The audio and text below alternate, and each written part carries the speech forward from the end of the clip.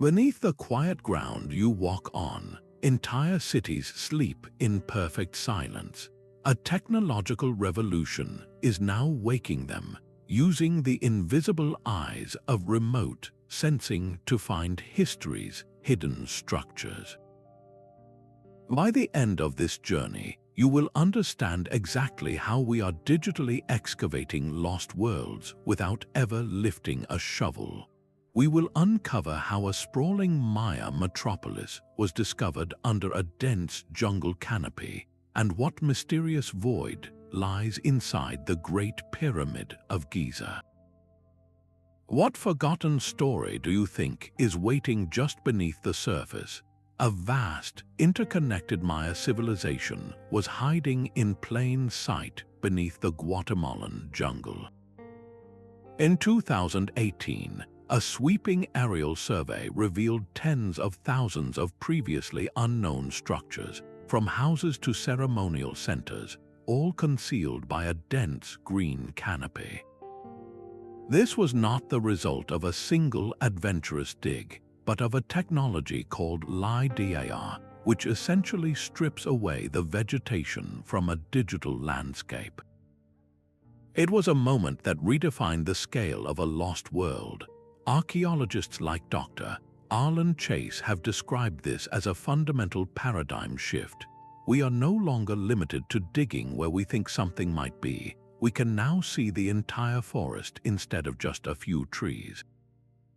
This is the dawn of a new era for archaeology, moving from the slow, deliberate work of the trowel to the wide area, non-invasive perspective of the sensor. We have begun to trade shovels for lasers, allowing us to ask entirely new questions about how ancient peoples lived, moved, and shaped their environments on a grand scale. The journey to map history's deepest secrets starts not in the dirt but from the sky. LIDAR works like a form of high-tech echolocation. An aircraft flies over a target area, emitting hundreds of thousands of laser pulses every single second. Each pulse travels down, striking whatever lies below, whether it is a treetop, a branch, or the solid ground itself, and then a sensor measures the precise time it takes for that light to bounce back. By calculating these minuscule differences in return time, the system builds an exquisitely detailed three-dimensional map of the surface. It is this relentless rain of light that acts as our magical eraser, allowing software to digitally strip away the vegetation layer and expose the ancient human landscape hiding beneath. The principle itself is not new, with roots in the early 1960s, shortly after the invention of the laser. Back then, the technology was bulky and limited.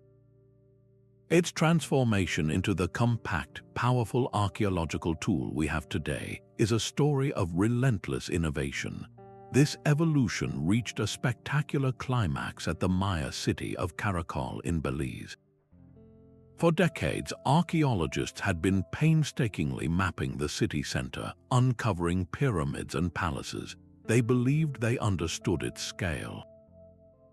Then, LIDAR surveyed the area. In a single flight, the data revealed that the known city center was merely the heart of a vast metropolitan sprawl. It showed a sprawling network of farm terraces, roadways, reservoirs, and thousands of residential platforms, proving Caracol was a much larger and more densely populated metropolis than anyone had ever dreamed. This is the core power of LIDAR. It redefines scale in an instant. There are two primary ways this is done. Airborne LIDAR, mounted on planes or drones, gives us that God's eye view, perfect for scanning vast, impenetrable jungles or rugged landscapes. Terrestrial LIDAR, used on the ground, captures structures and artifacts in minute, room-by-room detail. Both methods generate what is known as a point cloud, a colossal dataset of millions or even billions of individual points in space. Processing this raw data is like developing a photographic negative. It requires careful cleaning and analysis to filter out noise and transform those countless dots into a clear, readable map of the past.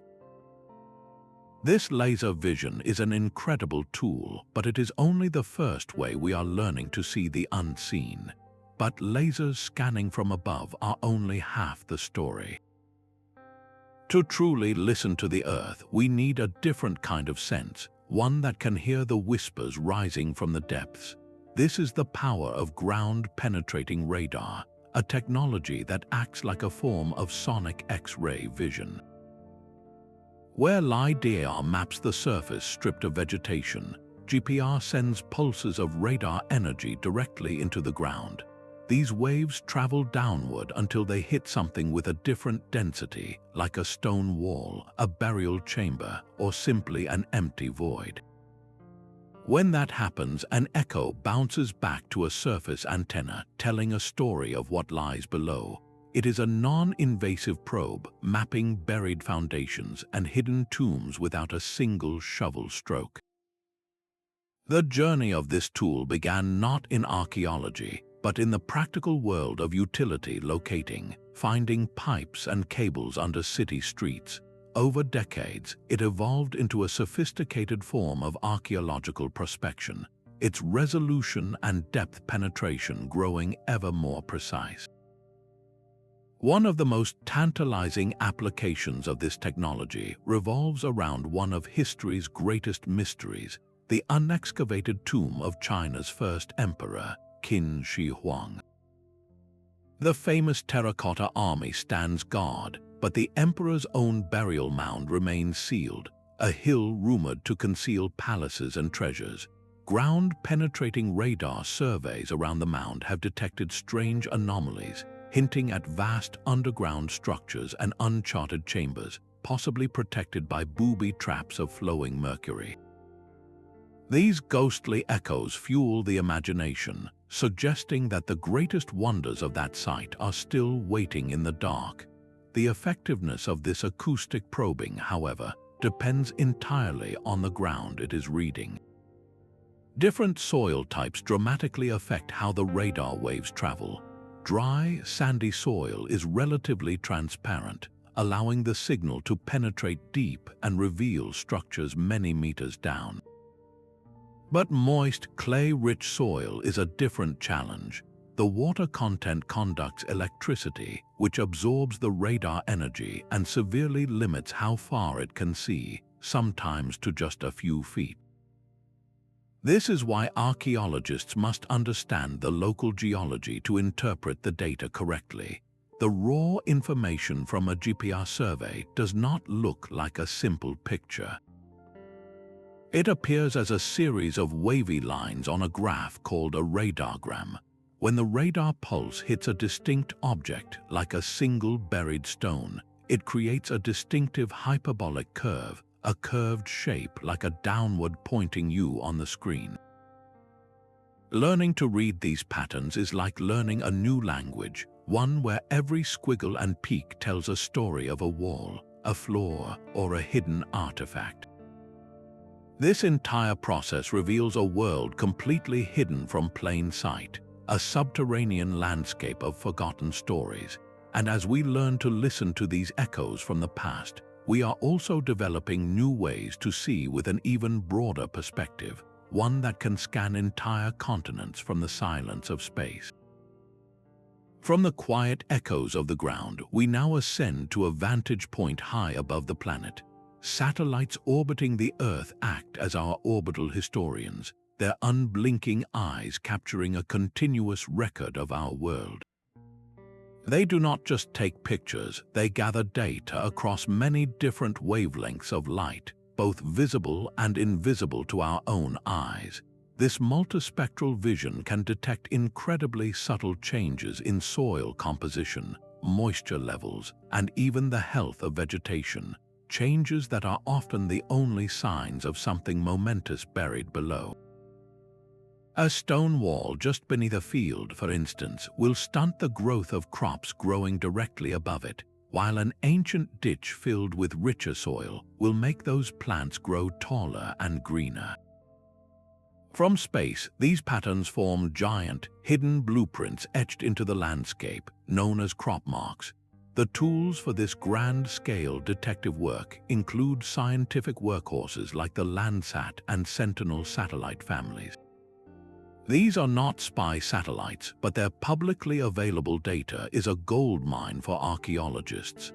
They can, for example, use near-infrared spectroscopy, a technique that measures how plants reflect invisible infrared light, to pinpoint areas of stress in vegetation that betray the presence of buried ruins. But the story of orbital archaeology received an unexpected and powerful boost from the secrecy of the Cold War. The declassification of imagery from the Corona spy satellite program opened a unique window into the past. These black and white photographs, taken from the 1960s through the early 1970s, provide a priceless historical baseline. Scientists can compare these decades-old images with modern satellite views to spot minute changes in the landscape, revealing sites that have been damaged or have become more visible over time. This powerful combination of old and new orbital data played a crucial role in one of the most astounding recent discoveries in Egypt. For centuries, the location of a fabled city known as Aten, the Lost Golden City, eluded everyone. Then, an Egyptian team, guided by hints from satellite imagery that showed the telltale outline of a large, regular formation near the city of Luxor, began to dig. What they uncovered was not a single tomb, but an entire metropolitan area with neighborhoods, bakeries, and workshops, all frozen in time from the reign of Amenhotep III. It was a discovery that rewrote our understanding of ancient Egyptian urban life, and it started with a suspicious pattern seen from hundreds of miles in space. These orbital observers come in two main types, each with a unique way of seeing. Passive optical satellites, like the ones that take the familiar photos we see, rely on sunlight reflecting off the Earth's surface. They give us our clearest visual pictures. Then there are the active satellites, which use a technology called synthetic aperture radar, or SAR. These satellites send out their own radar pulses and listen for the echoes, much like ground-penetrating radar but from space. This allows them to peer through cloud cover, haze, and even dry sand, making them indispensable for scanning deserts and tropical regions. As we piece together these different views from orbit, we begin to see history not as isolated dig sites, but as a vast, interconnected tapestry. But what happens when these three powerful tools, laser scanning from the air, radar listening from the ground, and satellites observing from space, are all combined into a single, unified investigation? There is another way to see the unseen, by reading a story written not in stone but in magnetism. Every time an ancient human lit a fire, built a kiln, or dug a storage pit, they left a permanent, invisible signature in the very earth beneath their feet. These activities subtly alter the magnetic minerals in the soil, creating tiny, localized disturbances in the Earth's own magnetic field. A magnetometer is the device that reads this hidden text, an exquisitely sensitive compass that can detect these minute variations from the background. It is essentially mapping the Earth's magnetic memory. The science behind this is both simple and profound. When clay is heated to a high temperature in a hearth or a pottery kiln, the iron particles within it become magnetized, aligning themselves with the planet's magnetic field at that exact moment in time. When the fire cools, that magnetic alignment is locked in place, creating a permanent, local anomaly. Even a filled-in ditch or a pit, where the soil is looser and of a different composition than the undisturbed ground around it, creates a slight but detectable magnetic signature. The history of this tool began not with archaeology, but with the search for valuable minerals and submarines, its technology honed during the Second World War. Today, that same sensitive technology has been miniaturized and refined for the precise work of finding our past. In the farmlands of Britain, where centuries of ploughing have leveled all surface traces, magnetometry has revealed the complete blueprints of Roman villas. Walking in a systematic grid pattern, an archaeologist carries a flux gate gradiometer, the most common type of archaeological magnetometer. It uses two sensors placed a fixed distance apart to measure the difference in magnetic field strength between them, effectively cancelling out the planet's vast background field to highlight the small, human-made disturbances. The data paints a picture in shades of grey, where dark lines and rectangles emerge from the noise, outlining stone foundations, hearths, and post holes of buildings that have been invisible for over 1,000 years.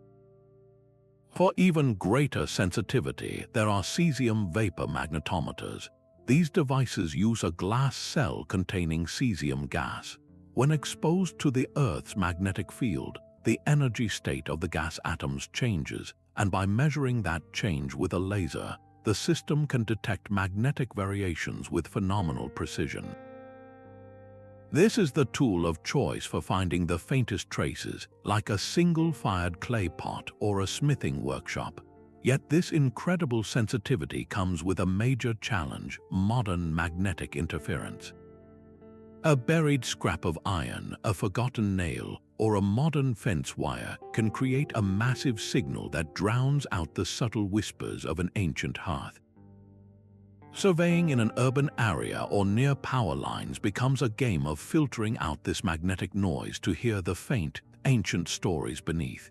It is a technology that guides us directly to the places where people lived, worked, and transformed their world, leaving behind a ghostly magnetic imprint of their presence.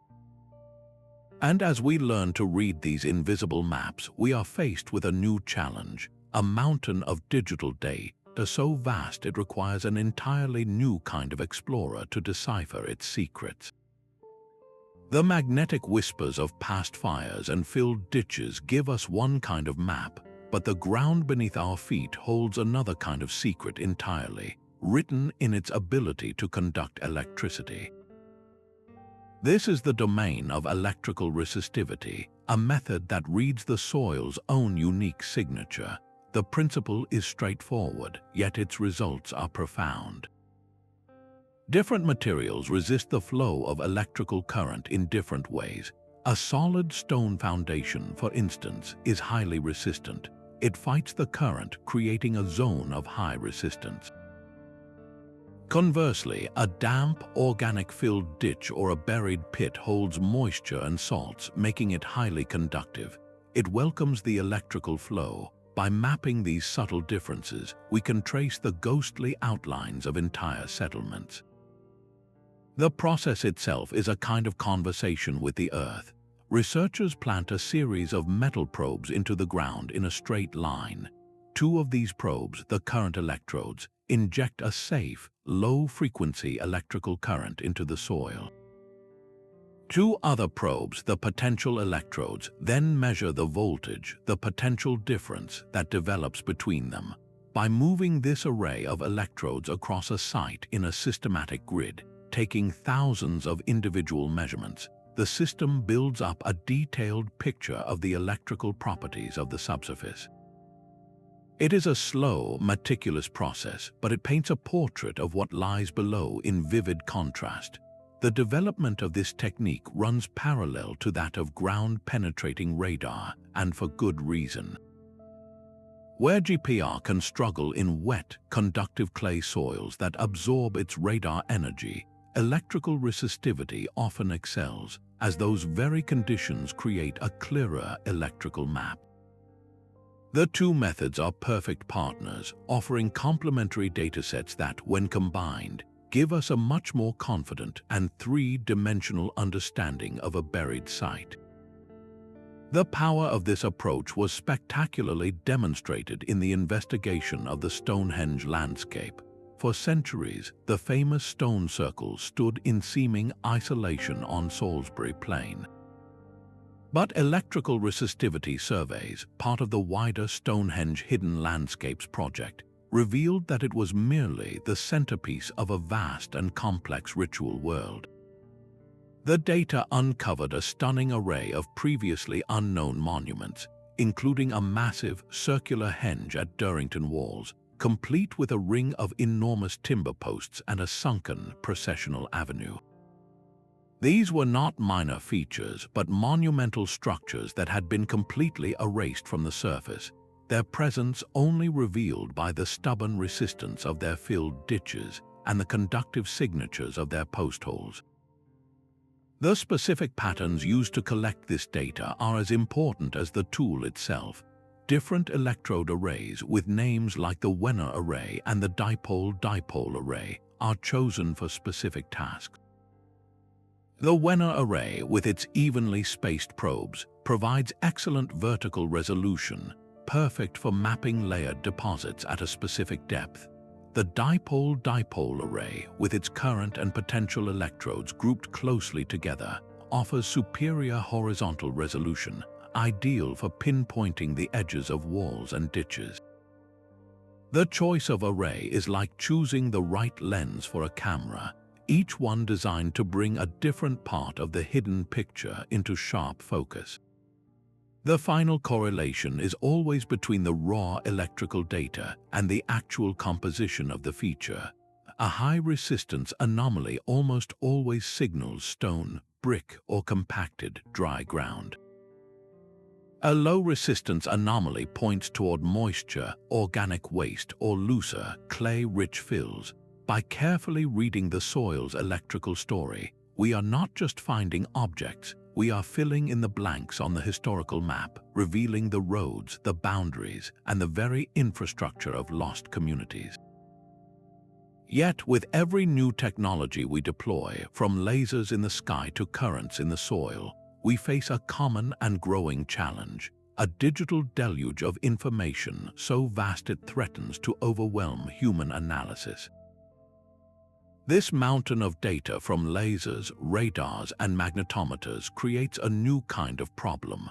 We have more information than any single human can possibly interpret.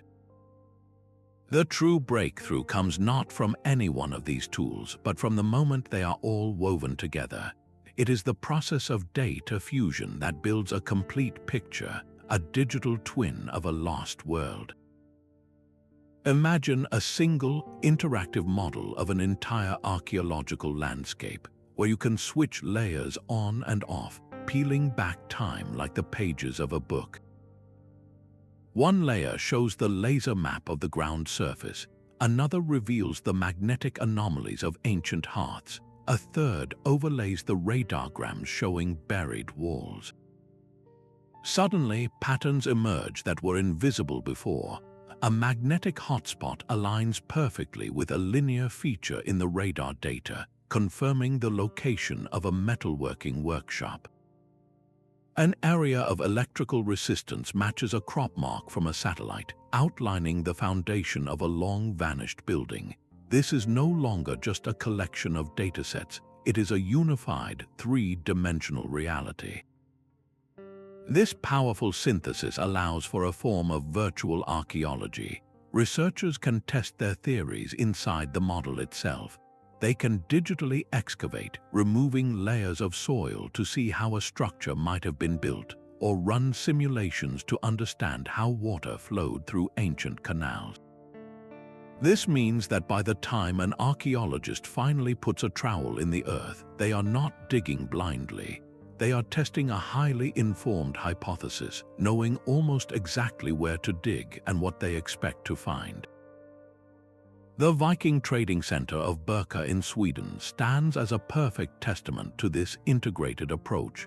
For years, the full extent of this key settlement was shrouded in mystery. Through a concerted campaign using magnetometry, ground-penetrating radar, and electrical resistivity, a comprehensive digital model of the site was built. The data streams converged to paint an undeniable picture. The magnetometer revealed the ghostly outlines of the town's street grid and hundreds of individual plots. The radar then peered beneath, confirming the depth of these features and mapping the stone foundations of its protective fortifications.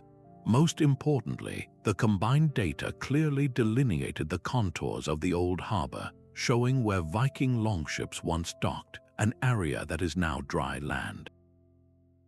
This fusion of information transformed a collection of individual clues into actionable knowledge, a complete map of a major Viking town. This digital trowel is reshaping the entire discipline, turning archaeology from a process of discovery into one of confirmation, guided by a ghostly, perfect replica of the past. The grandeur of Angkor Wat has captivated the world for generations, its 5 iconic towers rising from the Cambodian jungle, but this temple was never meant to stand alone. It was merely the dazzling ceremonial heart of a civilization so vast it was almost incomprehensible, a sprawling metropolis that was, for centuries, the world's largest pre-industrial city. The central mystery was not just how it was built, but how it was sustained, and how a society of such immense scale could simply vanish, leaving its bones to be consumed by the roots of the forest. The answer lay hidden beneath a dense canopy that no ground team could ever fully penetrate. Then came the Cambodian Archaeological LIDAR Initiative. In a sweeping aerial campaign, their planes traced a grid across thousands of square kilometers of seemingly impenetrable jungle, firing a relentless barrage of laser pulses toward the Earth. When the digital vegetation was stripped away, the landscape below told a story that rewrote history. The data did not reveal a few scattered temples. It unveiled an entire urban galaxy. There was a sophisticated, low-density grid of roads, canals, and house mounds stretching far beyond the known ceremonial centers. This was not a collection of villages, but a single, integrated city of staggering proportions, a complex web of life supported by an engineering marvel. The Khmer engineers had mastered their environment with an intricate network of water management systems, vast canals and reservoirs that captured monsoon rains and redistributed them throughout the year to support intensive agriculture. This hydraulic city allowed a population of perhaps 750,000 people to thrive. The LIDAR map showed the ghostly footprints of their homes, their local ponds, and the roads that connected them to the grand temples, proving the Khmer Empire was a logistical and administrative superpower.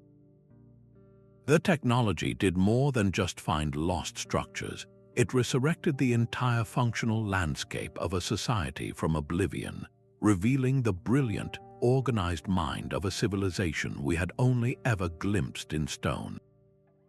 High above the arid plains of Peru, the true form of the Nazca lines emerges from the dust. These colossal geoglyphs, some stretching for hundreds of meters, are a puzzle written on such a grand scale that they are almost meaningless from the ground. For centuries, this limitation fueled wild speculation, including the enduring idea that they were landing strips for visitors from other worlds. The mystery, however, was not one of extraterrestrial origin, but one of perspective. The ancient artists who created them designed these figures for a viewer that did not yet exist, a viewer in the sky. It is only now, with our modern tools of flight and orbital observation, that we are finally becoming that intended audience and learning to read their true message. The key breakthrough came with the systematic, high-resolution scanning of the Nazca Desert. Using drones and advanced satellite imagery, researchers have not merely revisited the famous hummingbird or the spider. They have catalogued thousands of previously unknown geoglyphs, a hidden population of lines, trapezoidal clearings, and intricate figures that had faded or been obscured by time. This massive new dataset revealed something crucial. The lines were not isolated drawings. They formed a complex network, with many of the longest lines and trapezoids pointing directly toward sources of water, ancient aquifers in the surrounding foothills. This simple, profound connection shifted the entire interpretation. The purpose of the lines likely had less to do with charting stars and everything to do with a desperate, sacred plea for the most precious resource in a desert, water. The giant trapezoids may have been ceremonial spaces where communities gathered to perform rituals asking the mountain deities for life-giving rain, with the long lines acting as processional pathways guiding people toward these vital water sources. This view from above provides a context that the ground level simply cannot, transforming a collection of enigmatic shapes into a coherent, spiritual landscape. It shows us a civilization mapping its hopes and its survival directly onto the earth, a message we could only receive once we learned to see the world through their eyes and from the heavens. The silent stones of Stonehenge have always held our gaze, but their true story was not written in the Sarsens alone. It was hidden in the plain surrounding them, a secret kept by the very soil. The Stonehenge Hidden Landscapes project set out to listen to that ground, deploying a fleet of non-invasive technologies across Salisbury Plain in a multi-year survey of unprecedented scale. The team walked the fields with magnetometers and dragged ground-penetrating radar arrays in precise grids, systematically scanning the Earth. What came back was not a handful of new features, but an entire ghost geography. The data revealed that Stonehenge was merely the most durable component of a sprawling, interconnected ritual landscape. The most staggering discovery lay just northeast of the famous circle at Durrington Walls. What was previously thought to be a large, simple henge bank was shown to be something far more monumental. The radar and magnetic data unveiled the remains of a superhenge, a colossal structure that once held a ring of up to 90 enormous standing stones, each potentially weighing several tons. These stones were later deliberately toppled and buried, a purposeful vanishing that erased a rival monument from the surface of the Earth for over 4,000 years. But the project found more than just one lost circle. It mapped a vast network of processional avenues, numerous burial mounds, and a series of deep, ritual shafts arranged in a cosmic pattern, some aligned with the solstice sunrise. This redefines our entire understanding of the site. Stonehenge was not an isolated temple on an empty plain. It was the brilliant, glittering centerpiece of a vast ceremonial complex, a Neolithic cathedral city where the land itself was engineered to reflect celestial order and the cycle of life and death. The ground has been whispering this truth for millennia, and we are only now, with our electronic senses, finally learning to understand its language. This newfound power to locate a king's tomb without ever breaking its seal presents archaeology with its greatest ethical dilemma. We stand at the threshold, able to peer inside digitally, and must decide whether to cross it. The compelling case for leaving a site untouched is stronger than ever. Non-invasive mapping becomes a permanent form of preservation, saving the site not just for us, but for future generations who will have tools and questions we cannot yet conceive. It is a time capsule of information, safeguarding fragile organic materials and the sacred micro-context, the precise arrangement of a single seed or a tool left on a floor that tells the true story of human life. This approach also directly counters the scourge of looting, as an unexcavated and well-documented site is far less tempting to treasure hunters. Most importantly, it is a profound act of respect for the beliefs and wishes of descendant communities, for whom these places are not merely historical sites but active parts of their cultural and spiritual identity. Yet the argument for careful, targeted excavation carries its own powerful weight. Some historical questions about technology, trade, or daily life can only be answered by analyzing the artifacts themselves, the residues on a pot or the DNA in a bone. And the clock is ticking. Climate change, rising sea levels, and relentless urban expansion are actively destroying these fragile pages of our shared history before we have even had a chance to read them. The choice is no longer simply between digging and not digging, but between a managed scientific recovery of knowledge and its permanent, senseless loss. Every ghostly map we create from the air or the soil forces us to weigh the hunger for knowledge against the solemn duty of stewardship, a balancing act born directly from our incredible and burdensome ability to see. These digital maps are now becoming shields. In regions torn by conflict, the same satellites that find lost cities are standing guard over them. From the silent vacuum of space, their unblinking gaze captures a heartbreaking sight across ancient lands in Syria and Iraq, a landscape pockmarked by thousands of dark, fresh holes. These are looting pits dug by treasure hunters who feed on chaos. To the human eye on the ground, this destruction might seem like a scattered, local problem.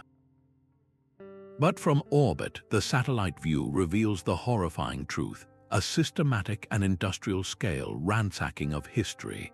This overhead vigilance provides the only safe way to document the damage in real time.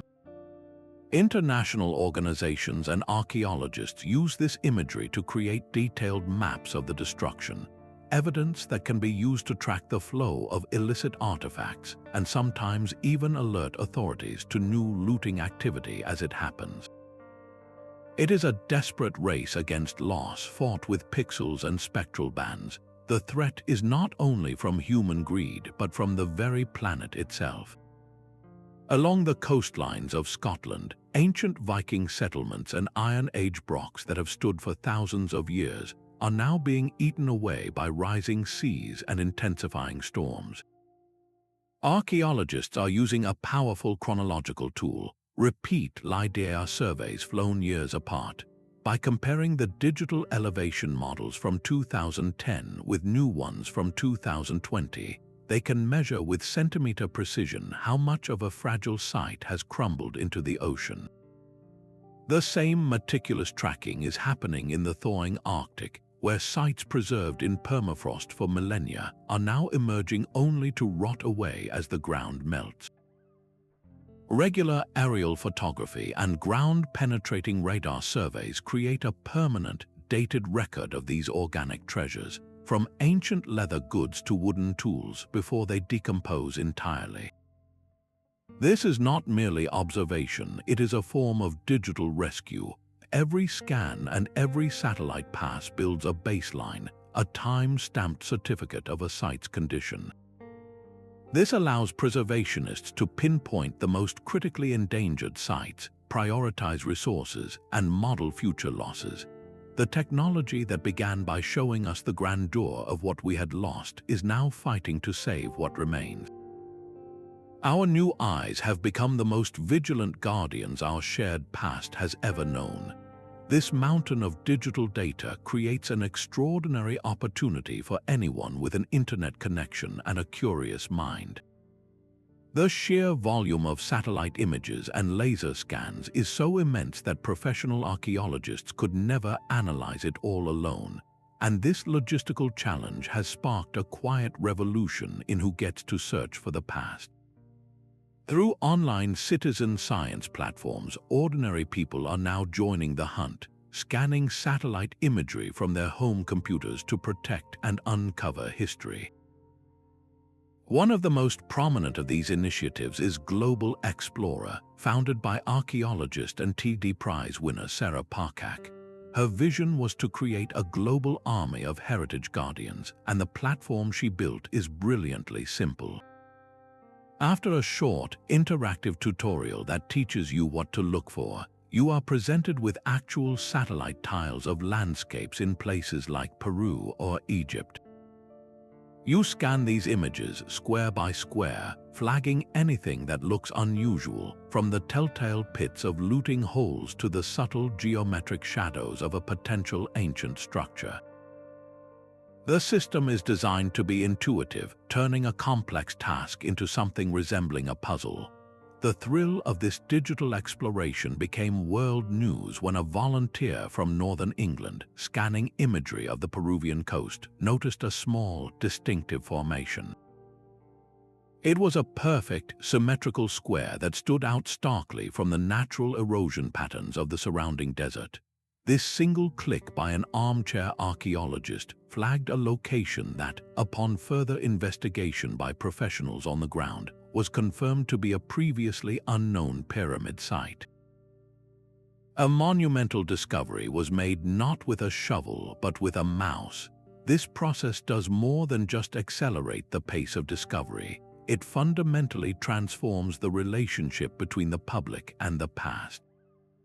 It builds a global community of dedicated heritage advocates, people who feel a personal stake in preserving these sites because they helped find them. Archaeology is shedding its old skin as an exclusive academic pursuit and becoming a truly collaborative, inclusive field where a teacher in Tokyo or a taxi driver in Texas can contribute to rewriting history. The search for our shared story is now a shared endeavor. Yet for all its breathtaking power, this digital vision has its own profound limits. A laser pulse can map a pillar with millimeter precision, but it cannot tell you what that pillar meant. Remote sensing gives us the blueprint of a civilization, but it remains silent on the story, the beliefs, and the beating heart of the people who built it. This technology excels at answering the questions of what and where, but it almost always fails to answer why. One of its most fundamental limitations is its inability to directly date anything. A satellite can spot a buried wall, and a magnetometer can trace its outline, but neither tool can tell you whether that wall is 1,000 or 5,000 years old. For that, you need organic material, a piece of charcoal or a bone, and the precise science of radiocarbon dating. These chronological anchors can only be recovered the old-fashioned way, by excavation. The data can also be deeply ambiguous. A linear anomaly in the ground might be an ancient wall, or it might be a simple geological feature, a buried ledge of bedrock. Without physically checking, without what scientists call ground truthing, we can never be certain. This is the critical bridge between the digital ghost and the physical reality. The most poignant example of this gap between data and understanding lies in southeastern Turkey at the site of Göbekli Tepe. Remote sensors have mapped this hilltop complex in exquisite detail, revealing its stunningly early circular structures and the distinct T-shape of its monumental pillars.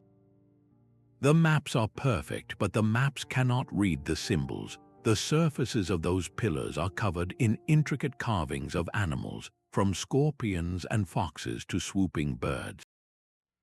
What was the purpose of this place, the world's oldest known temple complex, built by hunter-gatherers 12,000 years ago? The sensors are mute. Only through careful excavation and painstaking analysis of the art, the tools left behind, and the arrangement of the bones have archaeologists begun to piece together a narrative. They propose it was a regional ritual center, a place where different groups gathered for shared ceremonies, their beliefs literally set in stone. The technology revealed the staggering scale of the architecture, but the trowel and the brush revealed the human mind behind it.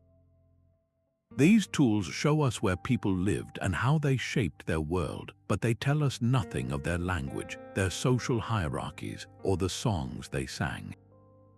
A magnetic anomaly might be a king's hearth or a slave's cooking fire, and the data will look exactly the same. The blueprint is complete, but the story within its walls remains a beautiful, tantalizing mystery, waiting for a human hand to turn the page. The drone's quiet hum is the new sound of discovery, replacing the first strike of a pickaxe on a dig site. Before any soil is turned, a modern archaeologist guides this flying sensor on a precise grid, capturing the site in high resolution from every angle. This initial map creates a permanent, millimeter-perfect record of the surface as it was, a digital baseline against which every subsequent layer of excavation will be measured. The field archaeologist's role has profoundly transformed. merging the intuition of the historian with the precision of a data scientist. They must now be fluent in geographic information systems, the complex software that layers laser scans, magnetic surveys, and satellite photos into a single, interactive model of the past. It is a role that demands one foot in the ancient world and the other in the digital frontier. As one field researcher noted, technology has not replaced the need for us, it has armed us with better questions. We are no longer digging blindly, we are performing a surgical investigation guided by a ghost map. The essential skills of careful excavation, of understanding soil color and texture, of spotting the faint imprint of a post hole, remain as vital as ever. But now they are supercharged by data. A magnetic anomaly on a screen tells the team exactly where to look for a hearth. The ghostly outline of a wall in a radargram guides the trowel to the foundation stones. This synthesis of old and new knowledge is where the real magic happens. The technology provides the overwhelming evidence of what is there, but the archaeologist provides the context, the story, the human understanding of why it matters. The heart of the endeavor is still a profound passion for the past, a drive to connect with the people who came before us. The digital tools are simply the newest and most powerful lenses through which we focus that timeless human curiosity. This digital mountain of data is far too vast for human eyes to climb alone. The next great leap is handing the initial search over to a new kind of partner, artificial intelligence. We are now training machine learning algorithms to scan entire continents of satellite and LIDAR imagery, teaching them to recognize the ghostly footprints of history with a speed and scale we could never match. Think of it like this: you can teach a child to spot a square by showing them many different examples.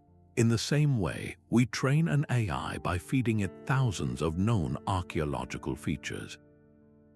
We show it LIDAR maps of confirmed Roman forts, Celtic burial mounds, and ancient irrigation canals.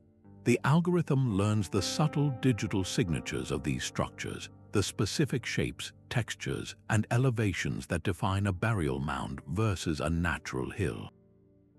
Once trained, it can then scour new, uncharted data, flagging potential sites for a human expert to review. This is not science fiction, it is happening right now.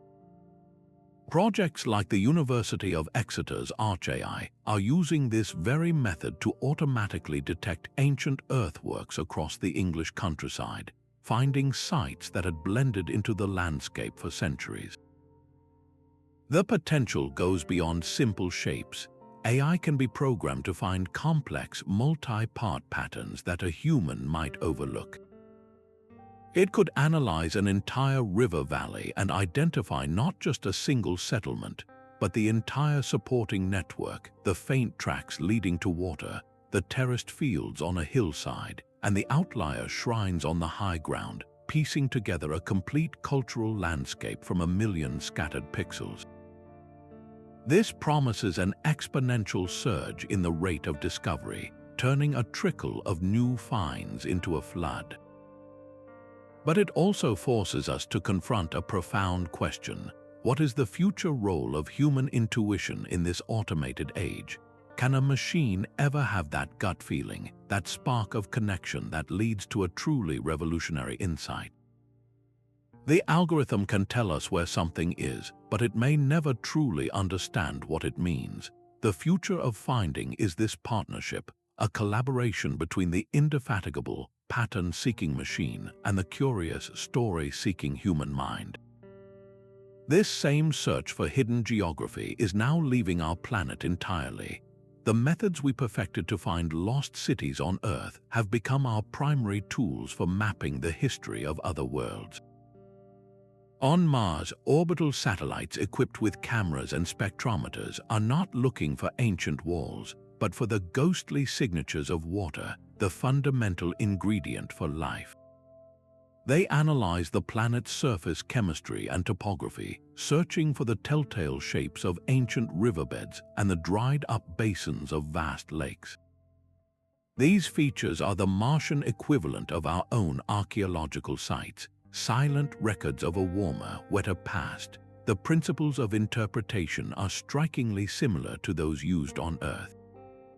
A planetary scientist staring at a satellite image of Mars uses the same skills in geomorphology, the study of landforms, as an archaeologist studying a LIDAR map of the Guatemalan jungle.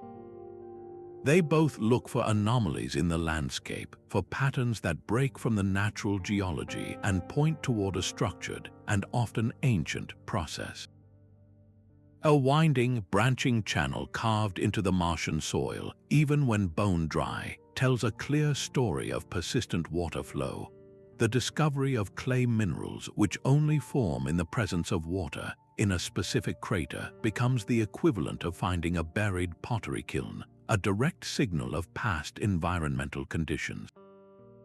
This extraterrestrial application is more than just an expansion of scope. It is a rigorous test that forces our technology to innovate.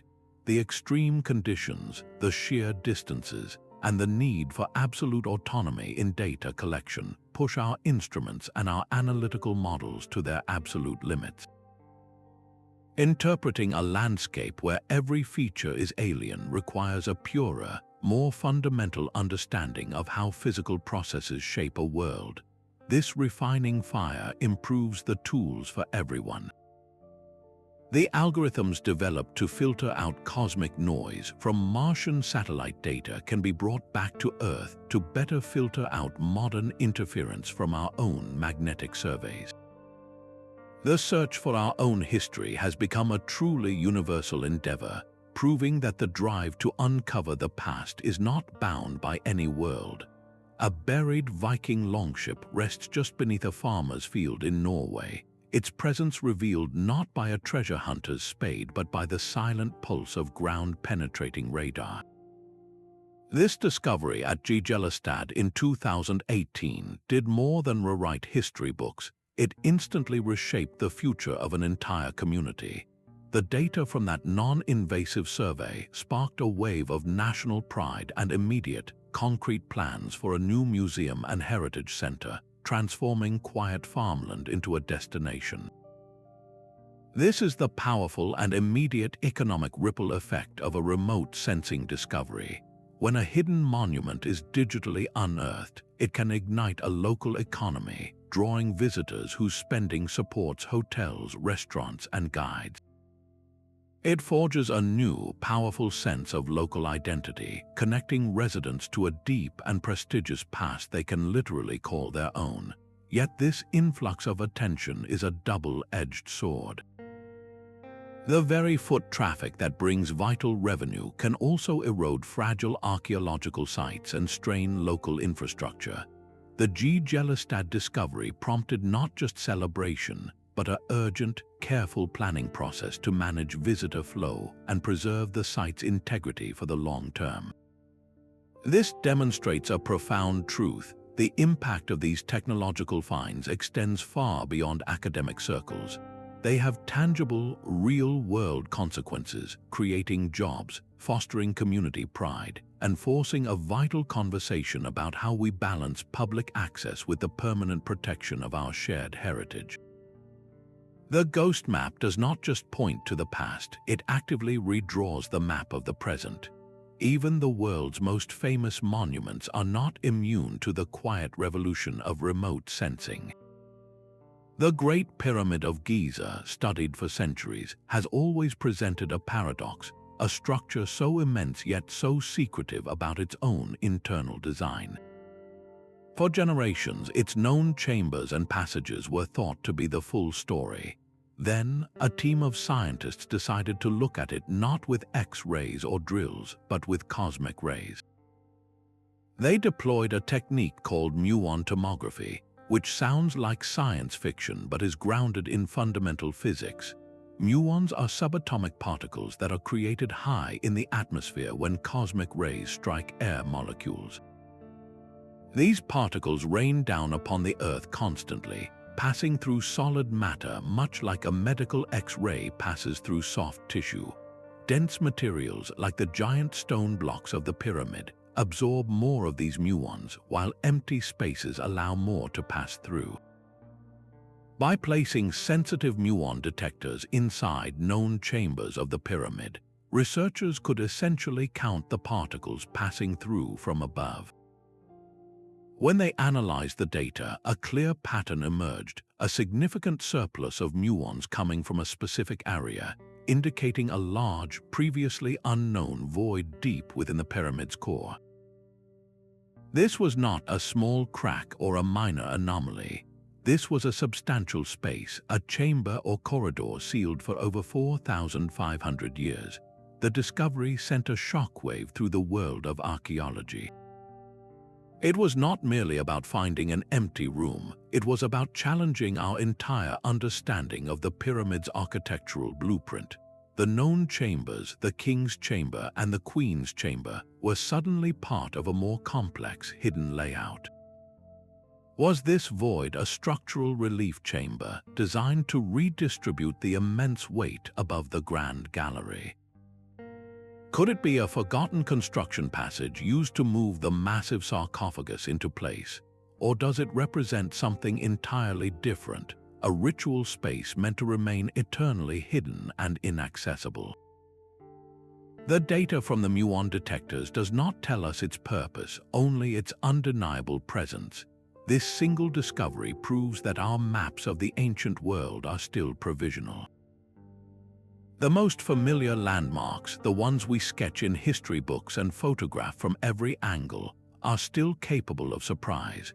Remote sensing has given us a key to a door we did not even know existed, and the debate over what lies inside that newfound void is a vibrant reminder that history is not a closed book, but a story we are still learning to read. That newfound void in the Great Pyramid forces a humbling realization. The most profound secrets of the ancient world are not always hidden inside walls, but in the vast, open spaces between them. We are learning that these enigmatic monuments were not solitary creations. They were individual words in a much grander sentence, a silent language written across the entire landscape. This language was one of alignment, connecting stone circles to celestial bodies, solstices, and the very shape of the earth beneath their feet. Remote sensing is finally giving us the dictionary to read it, revealing a sacred geography on a scale no single person could ever perceive from the ground. The sprawling Avebury complex in England offers a perfect translation. To the human eye standing within it, Avebury is staggering, a massive stone circle containing a village with avenues of standing stones stretching into the distance. But for centuries, its true context was a mystery. How did it relate to the nearby Silbury Hill, the largest man-made mound in prehistoric Europe, or to the enigmatic sanctuary on Overton Hill? The answer lay in the subtle contours of the land itself, a pattern too vast to see. Through comprehensive LIDAR mapping and detailed geophysical surveys, archaeologists could finally step back and see the entire canvas. The data revealed that Avebury was not just a site, it was the central node in a cosmic blueprint. The avenues of stones did not wander aimlessly. They were deliberately aligned to connect the circle to the surrounding hills, to the source of the River Kennet, and to the position of the rising and setting sun during key solar events. The entire landscape, from the massive artificial hill to the snaking river, was integrated into a single, cohesive design. This was not merely architecture, it was a map of their worldview, a physical manifestation of their beliefs about the order of the universe, the flow of life, and the journey of the soul. It shows us a people who saw the divine not only in the sky but in the very hills and waters of their home, and who engineered their environment to reflect that sacred connection. This moves our interpretation far beyond the function of a single stone. We are no longer just asking what a monument was for. but what the entire world was to them. By seeing the connections between places previously thought separate, we begin to decipher how ancient peoples perceived and organized their reality, a reality where every mountain, river, and star was a character in a living, breathing story. Our story of seeing the unseen begins not with lasers, but with a hot air balloon. In the mid-19th century, a daring photographer named Gaspard Felix Tournachon, known as Nadar, ascended over Paris in a balloon, pointing his bulky camera down at the city. He was not looking for ruins, but he was creating the very first aerial photographs, and the seed of a radical idea was planted. What if we could see the past from a perspective never before possible? Decades later, during the brutal trench warfare of the First World War, this idea found an unexpected application. Pilots flying reconnaissance missions over the fields of France and Belgium noticed something strange. In the vast patchwork of no man's land, they saw faint lines and geometric shapes etched into the earth, visible only from their unique vantage point. These were crop marks, the ghostly signatures of ancient Roman villas and Celtic farms lying just beneath the plough zone. The same phenomenon repeated in the Second World War, as Allied aerial interpreters scanned photos of occupied Europe, inadvertently mapping a hidden archaeological landscape while searching for enemy gun emplacements and tank tracks. This was the true birth of non-invasive archaeological prospection, born from the grim necessity of conflict. For decades after the wars, this was the primary tool, a slow and meticulous process of flying in small planes with a camera, hoping for the perfect light and the right crop to reveal a secret. The journey from those grainy, black and white photographs to the three-dimensional laser point clouds of today is one of exponential growth. We have moved from spotting a single buried wall to digitally reconstructing an entire civilization's infrastructure in a single flight. That historical arc, from a balloonist's daring experiment to a global sensing network, frames our current moment not as an isolated breakthrough, but as the breathtaking culmination of a centuries-old human quest to find our history without destroying it in the process. Every digital map we create is a time capsule, a snapshot of a fragile landscape at a precise moment. This relentless wave of laser pulses and radar echoes generates a monumental new artifact, a digital heritage composed of millions of gigabytes of data. Storing this colossal volume of information is the first great hurdle, requiring vast server farms and a continuous, expensive commitment to power and cooling. But the greater danger is not physical storage, it is digital decay.